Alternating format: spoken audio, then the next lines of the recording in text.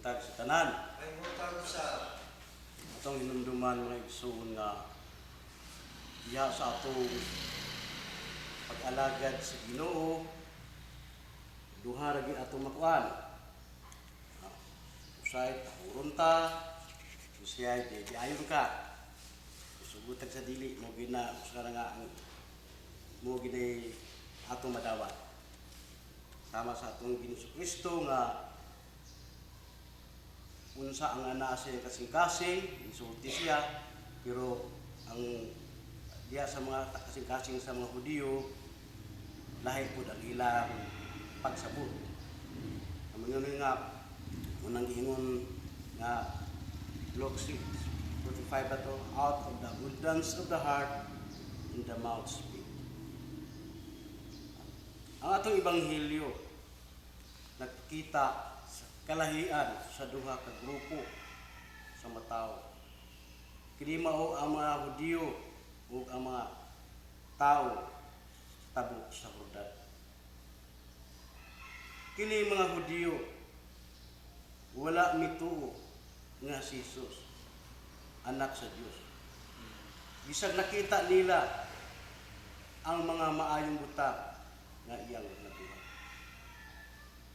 Ingana mo gid na mga tao nga igsoon mo nang ingon nga kung nalatay kagalingon nga pagsabot sa unsaon pa nimo pagpakita og kuan diya nga ingon nga kami ang insakto labi na gid importante mga igsoon nga diya labi na gid sa family background nimo sa imong educational imong eskwela nga ka lang imbuto nga kami layo ka sa mga imong ginikanan kuan gyud panday ra kailami sa imong nga kaigsuunan mo kay unsa kikisikin sa kaman nga mag-ingon nga anak ka sa Dios mo to nga namunit sila og mga bato kay ilang bato kay ngano nga unsa day ang Dios pagtanaw sa mga Hudiyo dili basta-basta lang nila unang nga tao ka lang pero at inumduman nato ang atong Ginoo Kristo. Nisulti lang sa siya. Kay siya man ginahibalo. Nga ako ang ipadala sa ama, pero di mo wa may mo. Nagingon ko diya sa preceding verse niya, chapter 13 nga verse 15 man nga ang ako mga karnero nakaila ka nako. Sila andam musunod ka nako kay nakaila man sila. Kay kamo dili ko ako matiro against mo sa ako. Mga naging mga tao nga pangitaan ka lagbikil ito. Wala gina. Masa unang panahon o karon nga panahon walay kalainan. Panahon sa wali kung may katawahan ka pa nila. Pagbugalan ka pa, sikin sa kaman. Nga imong nahuman. Ayo sa mong Ginoo. Makaka-eskwela sa ina ba? Dayon ta. Para kanila si Jesus usa lamang ka tao o napaka-Diyos.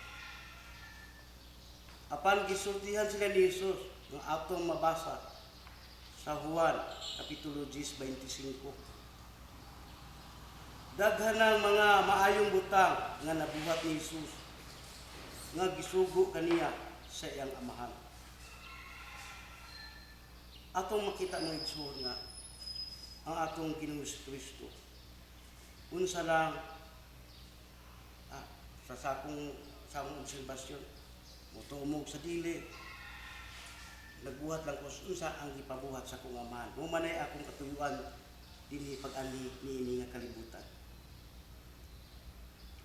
o kining tanan nakita sa mga Hudiyo apan wala gyapon sila motuo ipikita dinhi nga ang mga Hudiyo mao ang mga tao nga nagbase lamang sa pisikal nga ilang makita o dili sa mabutang nga nabuhat. Atong makita mga igsoon nga ang dili gid na mabulag ang pagbuhat ug ang iya sa atong pagsulti nato mga igsoon. Diya sa bersikulo 40 sa kapitulo 10 sa dihang mitabok si Jesus sa suba sa Jordan daghang tao ang miduol kaniya ug miingon. Si Juan wala magbuhat og mga milagro. Apan ang tanan nga iyang gisulti mitungod niining tawhana tinuod dayon. Ug didto daghang mga tao ang bituo kaniya. For example, anak man na mga igsoon nga kung nakoy mga karnero, pagtawag niya din sa iyang makakita gina siya nga galon mo duol gina siya kay imo man tong karnero. Ura sa bon akong karnero, tawag mo ni Dikon Orsillo, di mo ginamuha kay di kailan man siya tingog.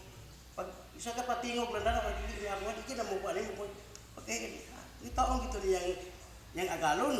Ana gina mga igsoon na musugutag sa dili. Mo sa gyapon na nga kung nakainat ta diya sa atong matag adlaw kung sa nakadugay na diya sa atong pag-alagad kuan ta ka lang magkahalawom na magkahambol na unta unta dili tayo mangita tag free ba bitaw nga ngita gid kana nagipalo gid ka nga kana yang gisulti iya na sa Ginoo dili ka dingon nga ani katulad mo dili ka na kay tungod kay udi na ka garbuso ang ayon kasing-kasing. Importante sa tanan ang atong kasing-kasing. Bisa kinsa ang tindog ining nakita kung gahi kita bato pa sa ato pala gahi pas bato ato kasing-kasing. Wa gyud may tabo kay may igsoon. Kining mga taga Jordan wala man nila nakita ang mga maayong buta. Apan sa pulong lamang nituo sila kanina.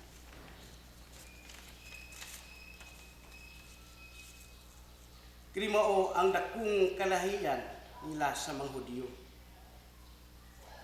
Sila mituo kang Hesus bisag wala pa nakita sa iyang mga buhat.